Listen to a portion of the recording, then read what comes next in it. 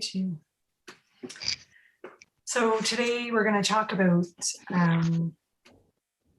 looking deeper at problems that your horse is showing you, and how things that we just sort of brush off, or they do that, we chalk it up to behavior or things that we're not really noticing are going on. And really that those are opportunities for us to really look deeper at our horses as to something that could be fixable now that prevents a problem from developing later on. And one of the most obvious that we all see but we don't act on is, for example, when your horse trips. Right. When he trips or stumbles, that's not a normal thing for a horse to do. And people chalk it up to being like, oh, he's lazy, or he's not picking up his feet right, or something to that effect. And really what it is, if your horse is stumbling on a regular basis, and regular can mean like twice a month, and it doesn't have to mean absolutely every single day or every time he walks that he's stumbling. But if it's something that you notice and all of a sudden you could brush it off once, but then it happens again next week, and you're like, you should have a double take at that. Now, whether it's involved in the foot or the knee or the shoulder or the back or the neck, wherever it is something yet to be determined. But there is something there. That's the sign. There is something there that should be investigated deeper if your horse is stumbling. Yeah, I remember I had a quarter horse years ago and would just stumble in the trails. And of course, these were trails that we had exposed roots and things like that. And one time it was, so he used to just take these like stumbles, and I'd always think, oh, it's the roots, like, yeah. And I wasn't a very experienced rider, and I wasn't around horses a lot. And certainly it was a boarding, didn't have them at home. And so I just figured, well, his eyes are way up here and his feet are way down there, and he just can't see them, which is now I recognize it's absolutely not the case. And then I think an interesting thing too is, like you're saying, the frequency. So if it's twice a month, you think, oh, it's only twice a month, but it's actually, that's quite way too common for a horse, isn't it? Yeah, they shouldn't be walking around stumbling.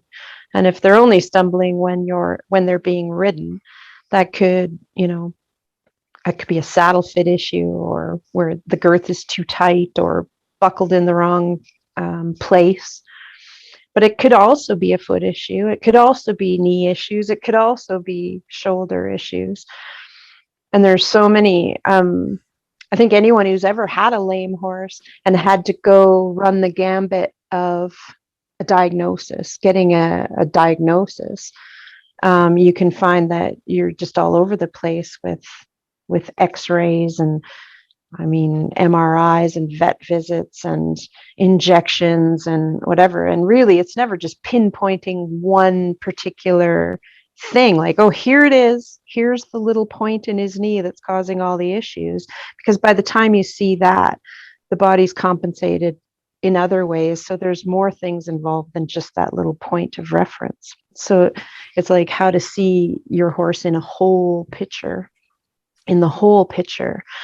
and to be able to assess the functional health of the whole body by visually looking, and also being able to put your hands on to feel with your fingers, to feel for heat, to feel for swelling, to feel for reactions, for bulges, for dips, and to know what is normal for your horse and what is not. That pops me into a whole other aspect of, like, people that don't check the crests of the horse's neck, for example. If your horse is known to be foundered, or he had foundered in the past, or he's kind of a chronic, and he's being maintained, the neck will give it away long before he shows it in his body, the hardness of the crest, for example. And that's something that people should check. I've gone out to people's places before and grabbed the crest and went, whoa, man, this is so hard. Yeah, I noticed that. but they're still feeding buckets full of feed and not and restricting movement and getting afraid of that crest, but not knowing exactly that it's a warning sign that things are about to hit the fan. Right. And I mean, we're talking about it here and we don't have photos or videos or anything, but what are we talking about when we say a crusty neck, a cresty neck? Like, where do you see it? Is it up against the mane? Is it down more towards the body? Is it? Yeah, the crest of the neck. Let's just, for simplicity's sake, between the ears and the withers, about halfway. Come in from the ears, come in from the withers, and that's your crest. And any horse has a crest. It's called a crest. But when that crest builds up into lumps and bumps and gets larger than normal, it can also get really, really hard to the touch. And by hard to the touch, I mean like hard to the touch. And it can also be a real floppy neck as they're recovering from founder or whatever. But the hardness of the crest is something that that should be monitored. And I have chronic founders in my field, and I monitor their crest every day just by touching. And so you can tell, and it can go from rock hard to soft in one day. Wow. So you can, and vice versa. It can go from soft to rock hard in one day. So you're just monitoring all the time. And if I feel a crest that's getting harder or whatever, instead of locking that horse up and putting them in a dry lot and doing all the regular founder protocols or the laminitis protocols, instead I would increase their nutrients and increase their movement. So I would increase their exercise to burn that off, to burn that through the body. Let the body do the work. And when you say increase nutrients, you're not introducing obviously like sweet feeds and sugars and things like that. You're right. talking like micronutrients or right. Balancing nutrients in the sense of minerals mainly, and some form of vitamins. But we always that's a whole other topic in itself, is the nutrition aspect of everything, and what's available on the market versus what you're able to do if you care to take the time to mix feeds or buy whole foods and prepare them that way. Right, but the approach is focusing on allowing the horse to self-regulate through these promptings of yours. Right. Rather than just confining them and trying to get the bodies, it's just draining out. Yeah, confining them and putting them on pain medication is equivalent to, I don't know, it like you said, it drains the body versus vitalizes it. And it's already being drained if the crest is hard, for example. Then you need to look at the environment in which they're living at the moment, and either make changes or increase the exercise. And by increasing exercise, I think a lot of people think riding also, like, okay, I got to ride them. I have some boarders that come and say, I'm sorry, I haven't been out for a week. I couldn't get out to exercise them, but they, in their living space, they should be exercised on a regular basis anyway. And that doesn't mean riding. It means utilizing the space that you have, or bag flagging, or whatever. More of that is in the book, but and that's a whole other topic as well, of how to utilize your space and utilize your land, whether it be 2 acres or 200 acres, to set it up for the land and for the horses. Right. So, and that's where it all comes down, where if you start looking at a problem, you can back up into all these different areas: nutrition, land use, environment. And even if they're isolated versus with other horses, there's a lot of areas you can look when you see something manifesting itself in your horse. And like if we go back to the crusty neck one, that is like a metabolic reaction that's happening in the horse, that could be caused by several factors. Mm-hmm. And so the point being that we've learned through science, and the conventional wisdom of today is we've learned different ways of managing that.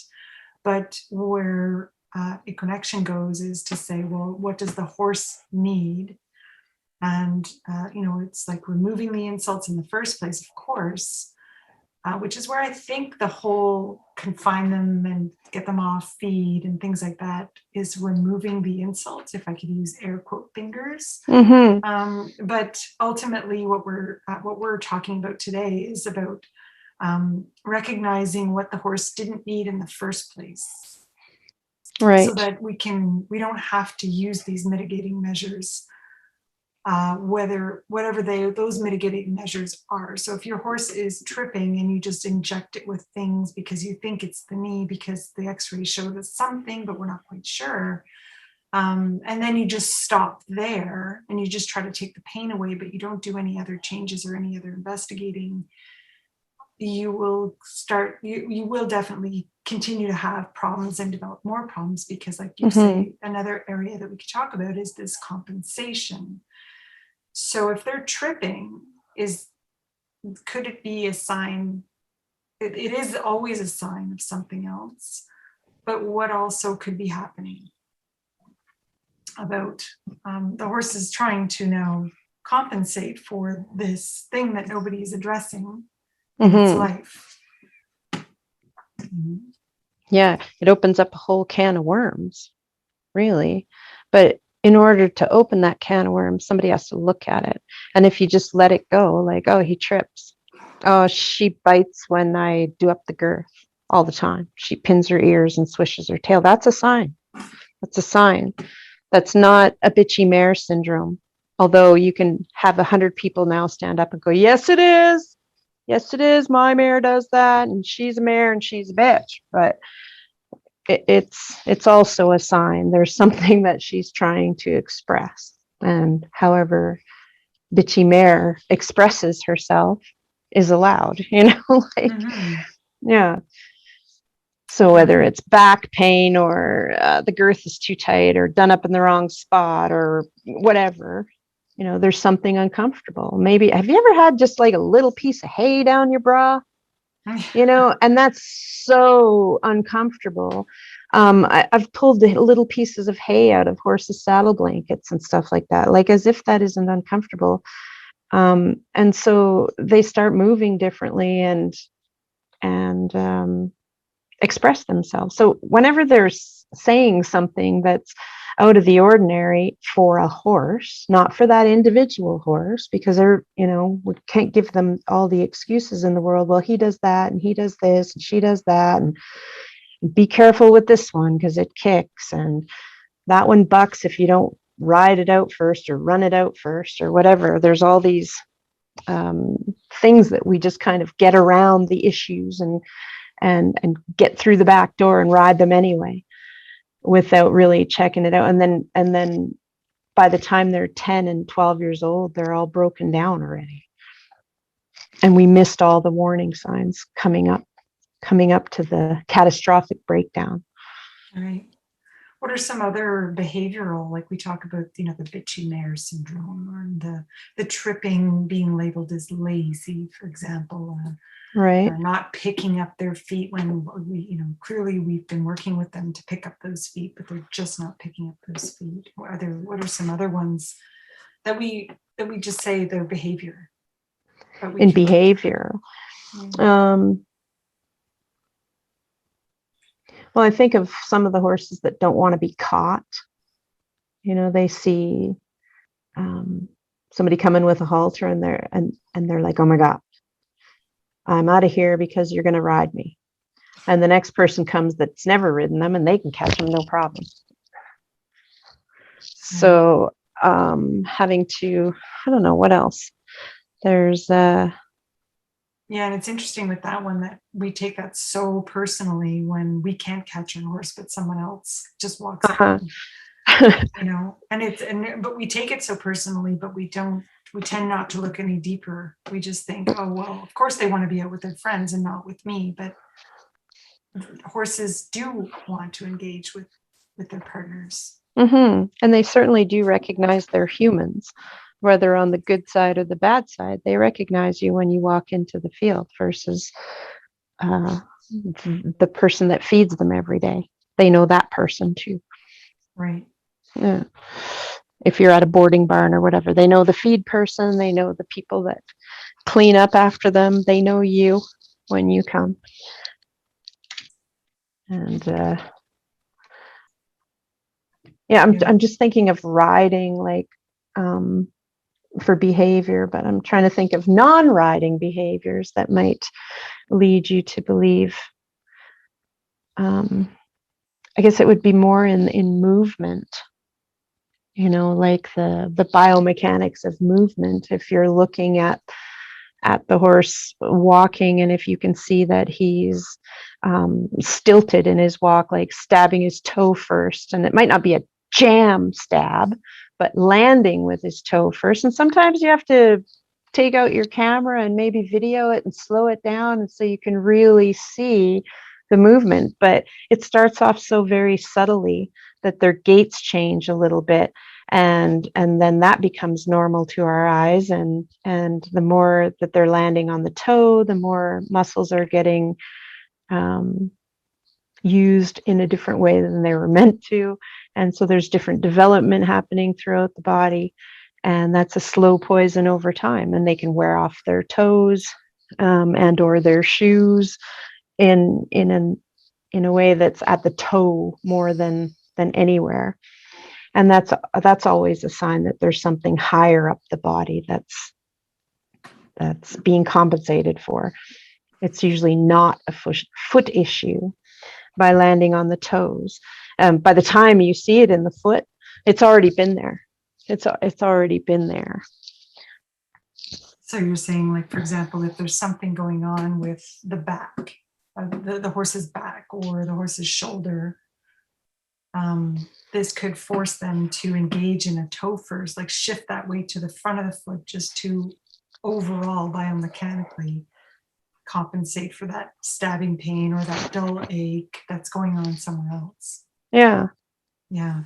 And they're such masters at that. They're masters of adaptation, and they're masters at not appearing lame until it's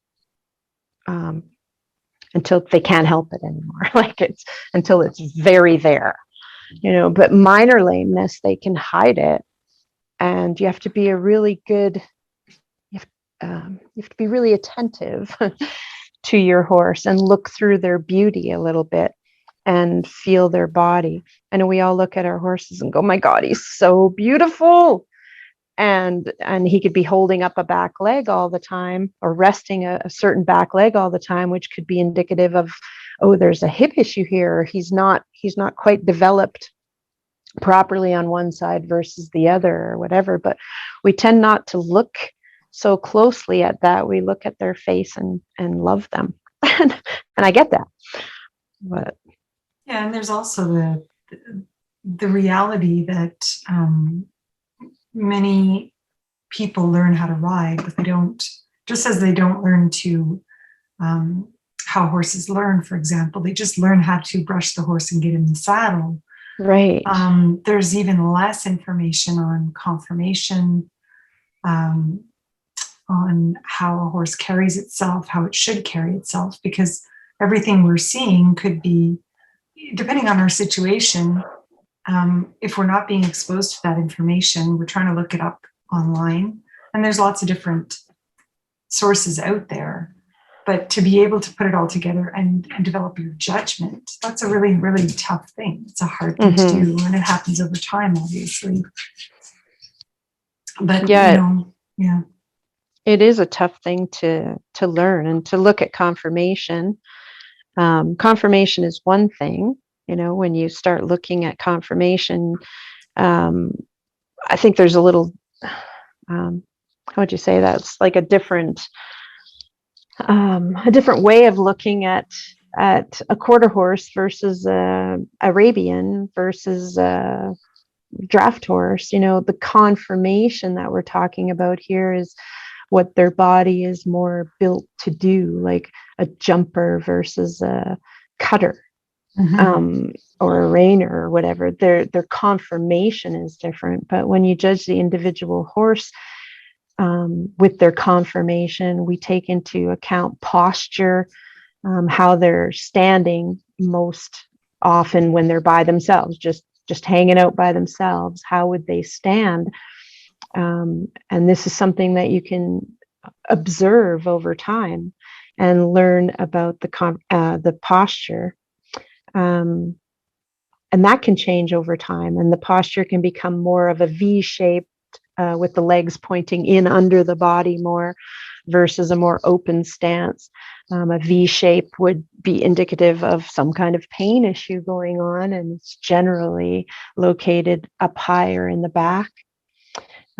We've all seen horses that have had founder and they're leaning way back and their feet are in the front of them. And that's another posture, right? Indicative of laminitis, or just trying to get the weight off of the toes.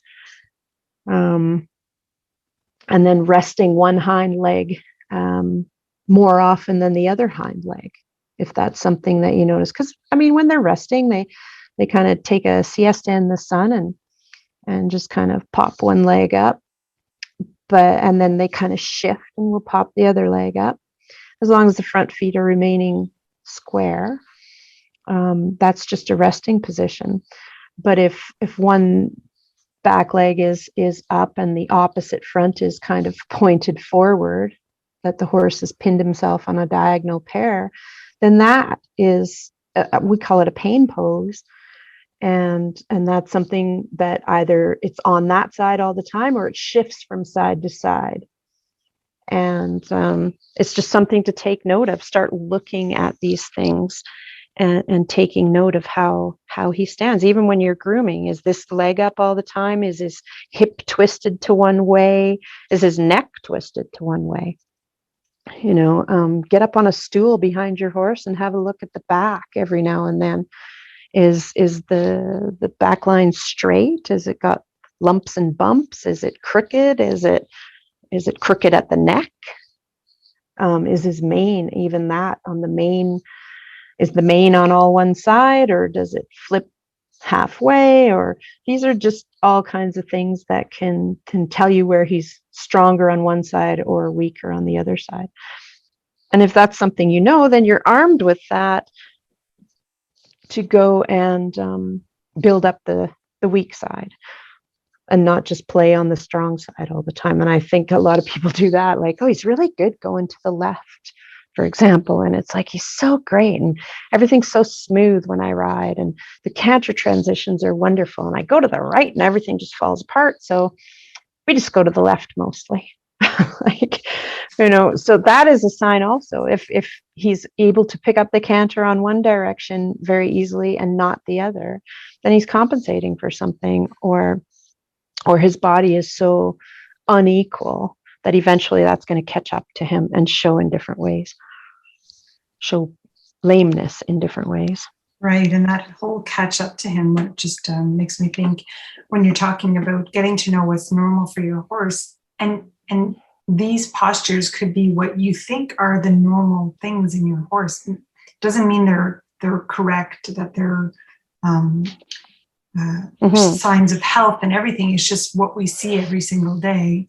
So that's important to consider, that maybe your horse has always exhibited these things, but now, armed with this knowledge, you can start to look a little deeper into why, oh, it's true, he always does hold himself in this particular way. And that's where you can start off with your questions.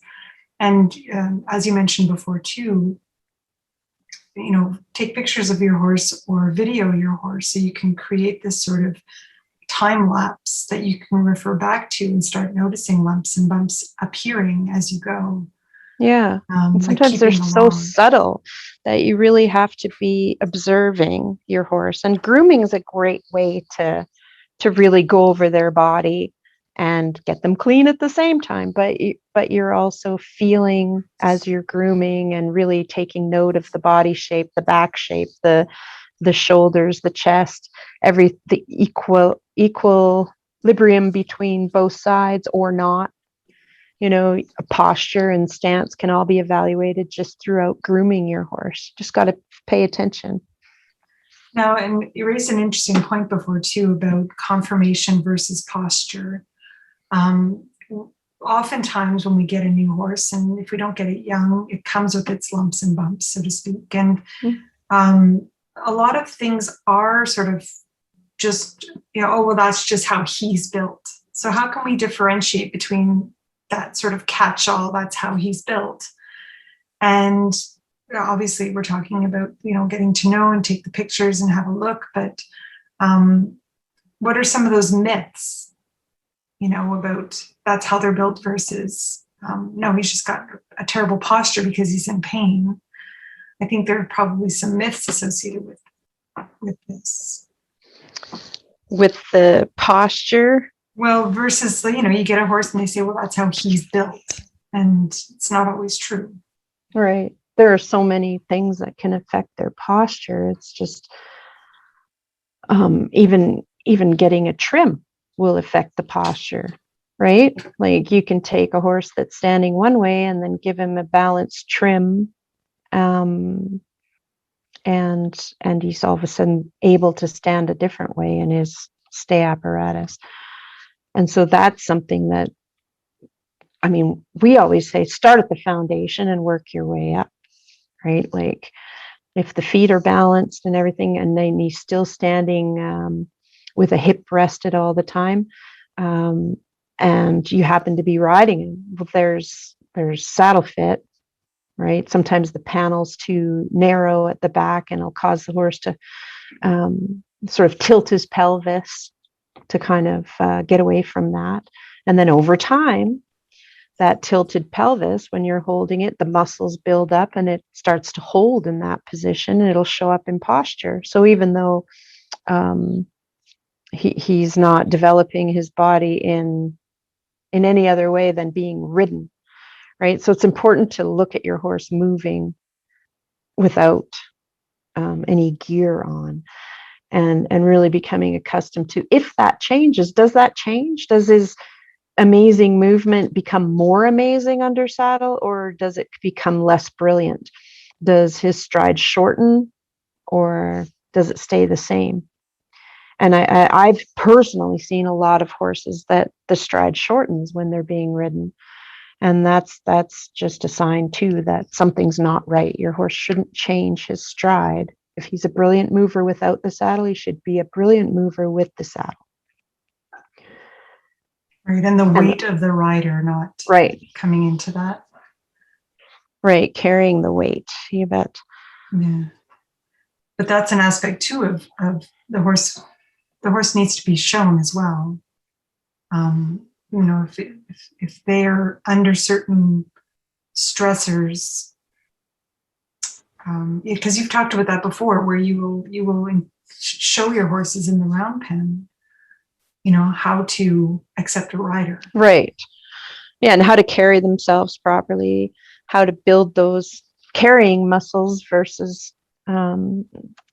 just a compensatory muscles, to build the proper carrying muscles versus putting a saddle on and or rider, just the weight on, and the horse kind of arches his back down and his hind end will go out a little bit, so that instead of coming and taking his hind end and it's taking a deep step underneath his body, instead you'll see the hips going up side to side. So he takes a more upright step, but it's still, over time, that's going to make the loins sore and start deteriorating the back, and even to the point of kissing spine when they're arching down versus reaching up.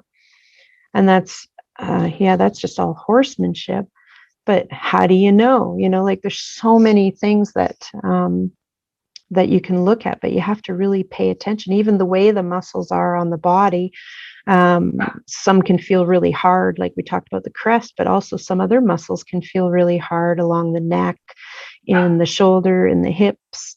And they could also have reactions if you're using a hard brush on them or whatever. Just pay attention to absolutely every little twitch. They remember they can feel a fly, so they can feel what you're doing. And even if most of the time they're just so good, they just don't give much more than an ear flick, or maybe shake their neck a little bit, like shake their head, or toss their head up and down, or something that they're trying to communicate. And people kind of point and laugh and say, ha ha ha, look what he's doing, he's so funny, but really he's just trying to speak. And so we just have to learn more horse language and be aware that they whisper when they speak, and to pay attention more, to catch things early. And some will, just as their personalities are incredibly different, the way that they speak might be different from horse to horse. Some will not communicate very loudly at all, like you say, a whisper, and others will like lift up a leg to you. Right, and swish a tail and give a good threat. Exactly. And most people can hear that. Yeah, exactly. But therein again, we're blaming the behavior. And we want to train them out of it in some way. Right. Versus, and then we don't hear the whispers enough because we don't notice in your turning, or, we're busy in our lives and things like that. So thus the importance of really coming down and being mindful and taking on that routine of just connecting with your horse's body, in a sense, and their whole being as you're grooming and as you're watching. How often do we take the time to just sit and watch our horse out there? Right. And that's super important to be. I like what you said, being mindful. That's what we have horses for, is it not? To go out there and to just be with them, and being a good observer, and not making stories up for them. I think as a lot of humans, we kind of make stories for them. Oh, she's mad because so and so got some food and she didn't, or whatever. Okay, so be it. But a lot of things get lost in our in the way that we put their personality, in the way that we describe their personality to ourselves, right? And then they're stuck in that description that we made of them.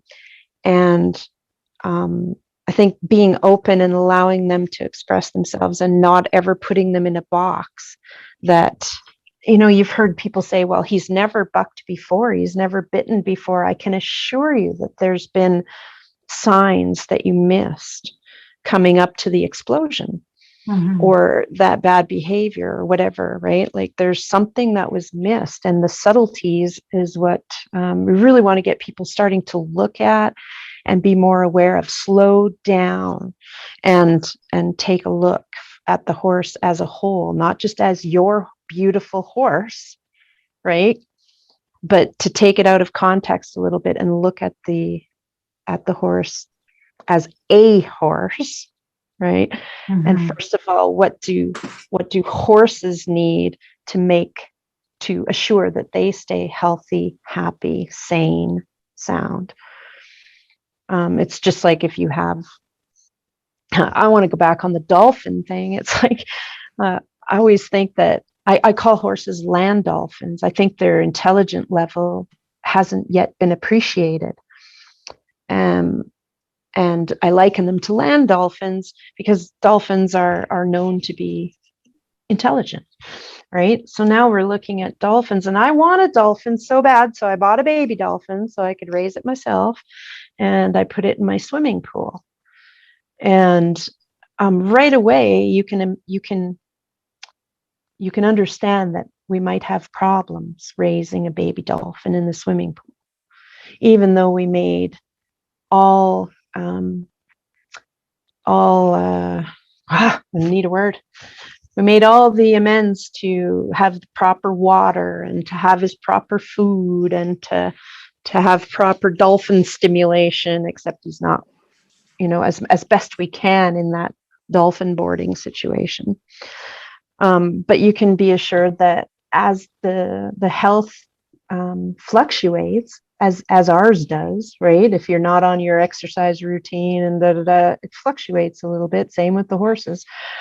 That we can pick up the subtle signs that are there to say, okay, my dolphin's sick. What does he need? He needs a bigger pool. He needs to be taken to see other dolphins. He needs to, with horses, it's obviously easier than dolphins, but to grasp the idea that what is a horse? What does he, as this being, what is he wired to receive from the universe to be healthy?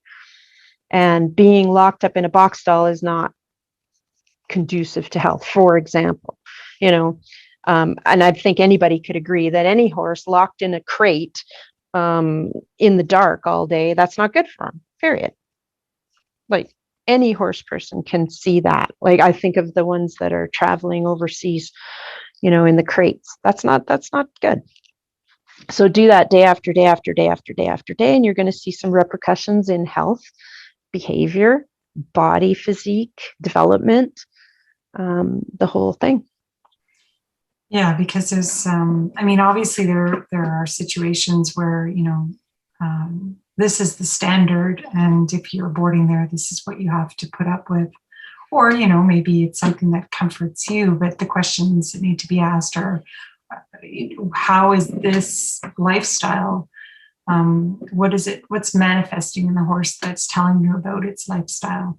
Mm-hmm. And it doesn't even have to be a box stall, and you can have a big box stall. I think if you have a pen, let's say you have a 20 by 20 or a 40 by 40 pen, you might look at that and say, well, no, he's out there. He can see his friends. He's in this bigger area, so he could actually move his legs. And the question again is, well, what is there anything that's showing up in your horse that is telling you about how that's not working for him in some way? And, you can go up to 150 acres and your horse will still show you what's not working for him or her mm-hmm. in that mm-hmm. situation. So clearly there's confinement that is detrimental just to its being, period, not being able to extend its limbs on a regular basis. At the same time, there's also the other end of the spectrum where, I think one of the terms you've used in the past is this natural neglect, where they're on many acres, but it's not being managed in such a way that it's giving the horse everything it needs either. Yeah, mentally, physically, emotionally, all those needs we try to meet in our EQ system versus just throwing them out on a pasture and throwing the feed over the fence kind of thing. There's more enhancements that you can make so that you have healthy land, and healthy land makes healthy animals, period, right? Unhealthy land that's overgrazed or over pooped on year after year after year after year, never rested, that land becomes sick. So therefore the grass becomes sick, and then your animals react, and we take them off of that grass, blame the grass, and put them in a dry lot and start giving them pain meds for laminitis that just managing the land could have saved that whole episode. So I think there's so much to think about when we think of horses and what we want to do with them, So we want to ride them. Let's say we rode every day, and usually it's about an hour to 3 hours at the most, right? So what are they doing the other 22 hours or 21 hours or whatever? What are they doing with their life? Are they laying on the couch watching Netflix, or do they have a full life outside of you? Meaning they have social interaction with others. They have routines. Horses like routines, and that's why they come back into the barn. They're standing at the gate ready to come back in the barn. That's why they run back into a burning building or a failing mine, is because they have these routines. So we give our horses routines in the sense of seasonal routines where and as soon as they start getting used to a routine, I change it up and make them learn something different, a different routine that helps the land and the horses stay fully engaged. And I think mental health is a huge aspect of overall physical health of the horse. And I've been coming into that more and more as the years go by, because I get horses in for rehab, and the miraculous change that they have going into an EQ system versus is something that maybe they've not had before. That social interaction, that the routine with the herd, where they've got this migratory feeling where they're out on the feeding grounds and they migrate back to the water as a herd, for example. And you can see they're all in like single file. They all come with each other and they stay at the water, and then they go out and do different things. Other than when you're riding them, that's just an hour to 3 a day. So I think it's important to think, what are they doing the other hours of the day? Are they standing around a round bale? Then they're not as fit as they would be if they were moving more, for example, in their living space. So taking that into consideration means they can't carry as much weight and go for as long until they become fitter, right? So these are all things we have to think about. And I think people are, especially in springtime, they're like, woohoo, it's riding season. And off they go on their first ride all winter, and it's a 3-hour ride, and they come back and their horse is like, oh, sore. And all of a sudden they think, well, he needs shoes because his feet are sore. But I mean, he's not fit to go out and do this yet. So maybe sometimes he doesn't need shoes. He just needs to have more conditioning. Like most times he doesn't need shoes, like, let's face it. Yeah. But he needs conditioning. And then the conditioning part is where people get a little lost too. It's like, what does that mean? What does that mean? Providing he's all 100% well, what is a conditioning program? It takes 3 to 6 months to condition muscles. It takes like, let's say 6 to 9 months to really condition tendons and ligament and bone. We're looking at 12 to 24 months to really condition, so that we don't have catastrophic failure when we increase the amount of time that we're riding them. Yeah, and I think a lot of us tend to go the whole, here's what my regimen does, so if we've owned our horse for a while, or if they've been our partner for a while, and when we start up in January, we start into a little conditioning program, for example, and I'm talking about like the conventional wisdom and everything, and we start to, okay, we're going to get back into our show season and things like that. I think a lot of us put things in place in order to help us prepare for that. But if we're going along with our theme of backing up a few steps into resolving problems before they even can start to occur, is what we're talking about now is that, well, the horse's entire lifestyle could be part of that preparation regimen. If you put that into place, it will only help the horse and therefore help you in your goals. For sure. And that's where we need to look back those 5 or 6 steps and say, well, every morning when your horse starts its day, clearly their day is structured a lot differently than ours, but let's just put it that way. Is it starting off by looking at a wall that it's been standing sedentary all night, perhaps lying down? Maybe some has been doing laps around the stall. This is not what we're talking about. We're talking about its ability to actually engage in vigorous exercise when it wants to, by running with the herd, by picking fights with other horses, for example. And I'm just keeping it general like that. But and by preparing, by horses having that seems to me, and maybe you can elaborate on that. Like we talk about core strength, in humans, like you want to develop your core strength, and and it seems to me that if a few of the the things that we've talked about, I can relate to so much, like the Netflix versus going out, like, ooh, get totally guilty, you know, where I could be, the sun is shining, could be out there, but no, I'm in my house. And the whole mental health aspect for sure, like you get out in the sun and you get out there and you meet up with friends, and obviously we're going through pandemic right now, so these are things that are very close to our hearts. It certainly help us improve our mental health as well as our fitness. So why doesn't, and yet pre-pandemic and outside of pandemic, this is sort of what we're asking our horses to do when we're putting them in that barn situation. Is away from friends, away from sunlight, and into confinement. And it is what it is. All we're asking is, like, what are some of the things that this is causing? What is it? What are we? Do we have to put in a mitigation plan around that to try to prevent disease from happening and things like that?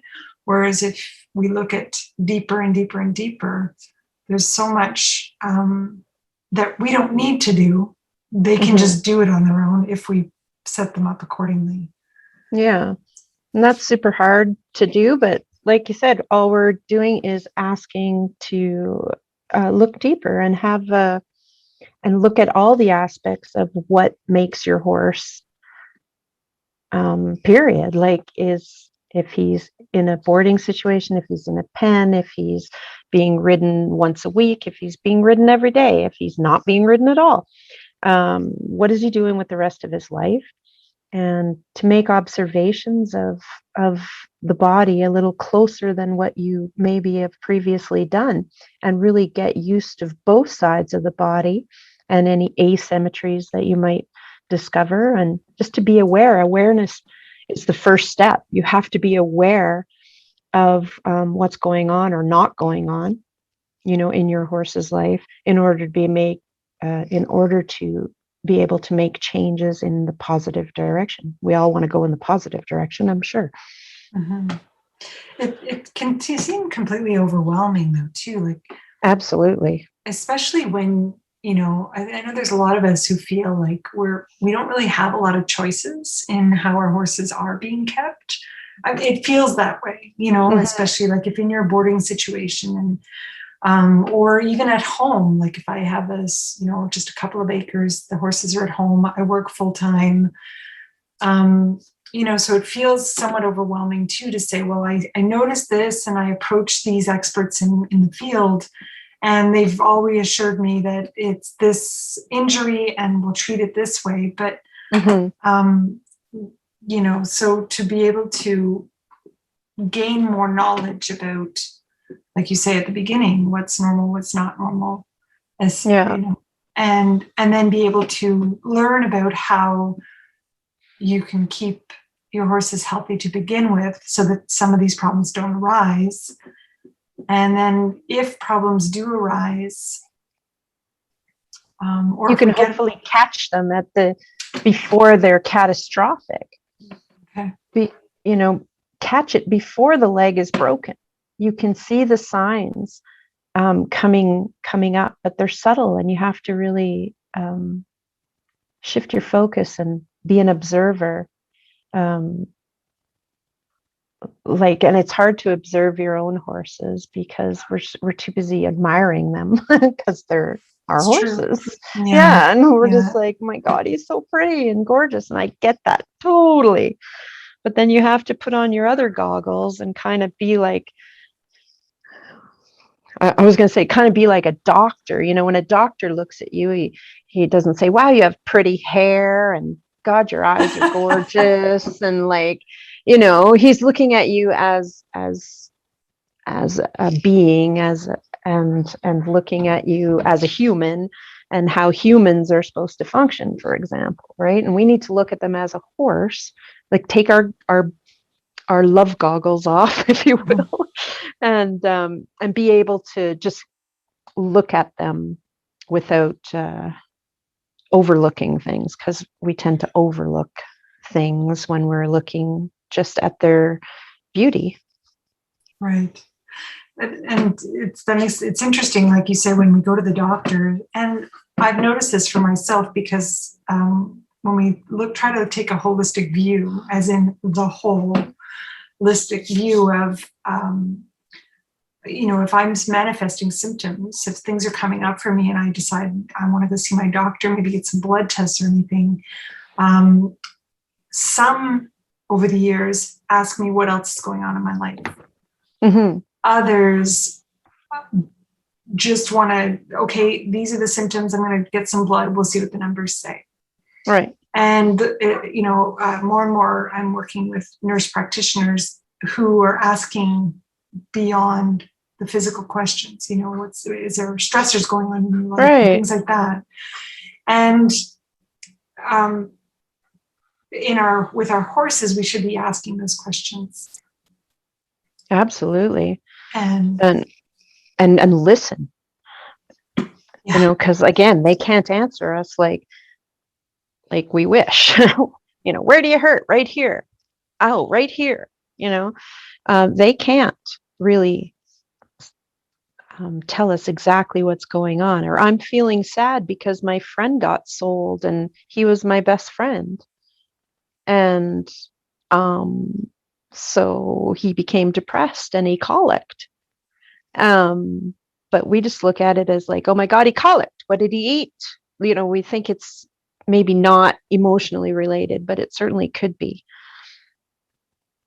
I think that's a huge, huge part that we often overlook, especially with our animals. And I think we're becoming more and more wise to their emotional reality. You can call it that. And I'm sure there's lots of different names. And that mental health aspect that you mentioned a little bit earlier versus the physical health. And what are some signs that what we're seeing is the mental health, going awry? Like you just said, the perfect example was losing a mate, and that happened to me this past fall. And the reaction was obvious. It was immediate and it was obvious. Yeah. But are there some others that we might be completely overlooking? Like, providing nothing has changed in the field, and you're just like, what's going on with that one today? He's standoffish. He's kind of by himself. He's laying over there. He's not with the others. He's, maybe feeling a little under the weather or something. Why? Is he in pain? Is he just not feeling well today? Is he got, what happened? Kind of put the timeline together of what happened. But generally speaking, in a field situation, they're pretty happy if they've got food, water, friends, balanced trim on their feet so they're not standing on pain. And they've got the proper nutrients. Now, sometimes nutrients like minerals can play roles in behavior, and that's beyond the scope of this particular talk, right? But to making sure that their needs are met in a multitude of ways. And I don't know. Yeah, well, I mean, one of the big ones, just to touch on minerals for 1 second, was the selenium deficiency in terms of body condition and behavior and things like that. I was witness to that many years ago. And it's a very good example of it, targeting the horse in a specific way, and then not having any answers until you go ahead and find out that that's the mineral deficiency that was there in that particular case. Again, that probably had tons of warning signs before that, but without knowing what's normal and without knowing the history and without taking, maybe tests are warranted in many cases too, to be able to get to the bottom of things. But the key is always, any horse owner, any dog owner, well, the vets always tell you, know what's normal for your animal. And then that brings me up to these horses that have been chronic for years and years and years. And I've met many of those that have been in a chronic state of laminitis or a chronic state of teeter-tottering on the cusp of laminitis and founder, and have been micromanaged, and they're still not well, but that became normal for the people because it's been going on for so long. So that loses our track of what is really normal versus what now is the new normal for that horse. And it doesn't have to be that way. But sometimes we just get lost in everything that we're being told from so many different directions, right? And I think for us, we want to bring people back to being in touch, like we said, with their horses, and in a way that, yes, we're attached to them emotionally and we love them and they're ours and everything, but also be able to take those love goggles off and look at them in a way like a doctor would look, that we're just looking at that individual as it's presenting right now without the love goggles on. Right. And those love goggles take on a lot of different roles too, because sometimes, we hear the word anthropomorphize. If I'm cold, my horse is cold. If I don't want to be out in a storm, my horses certainly don't want to be out in a storm. So there's that element too of, if we talk about the theme of seeing, is, it's really hard for us to see what we're doing ourselves. That's having a direct effect on our horses. That if we change our attitude or if we change our goggles, right, to do what's best for them, not necessarily what we feel is best for us. Exactly. So, and I think that's where a lot of people, they want to create that sense of comfort for the horse that is based on a sense of comfort that they feel for us. Yeah, like putting them to bed at night. Yeah, 3 meals a day. Right. Not wanting to put them out in inclement weather. Or bugs or create and that creates that routine that the horse just easily adopts, because it's just one day after day after day, and that horse will engage in that routine, and again we put those goggles on of, well, he loves it. So I think that's another set of goggles that we need to take off, put down, and really challenge ourselves and say, what is best for my horse? And not only that, but to be able to say, what is happening detrimental? What's the detrimental part of what's happening here? So if I'm just trying to think of an example of something that we put onto our horses that then they start to show up. Well, even here's a very simple one, and most people will know that this is just detrimental to horses, but like loading them up with sweet feed, and they gobble it up. They love it. They absolutely love it. And you know what? So does my child. Yep. I say, let's go to McDonald's, and it's like, I can't even find her anymore. She's sitting in the car all buckled up. But does that mean that that's healthy for her on an everyday basis? Or all the Easter eggs we just ate. Exactly. We can't eat our Easter eggs all year round. Exactly. It's not good. So, and that's a pretty simple one. I think a lot of people over the years have learned that, obviously we're just like we can't fill ourselves up with sugar. We shouldn't be filling up our horses with sugar just because it's yummy and they love it, but it's a very simple example of what we're talking about of despite your own senses of comfort and fun and happiness, it may not equate to what your horse is considering to be the best for it, or him. So what are some questions that people can put in the comments, and we could go and take questions and do future podcasts on questions, or if anyone wanted to share an experience or anything, we'd like to hear from you in the comments.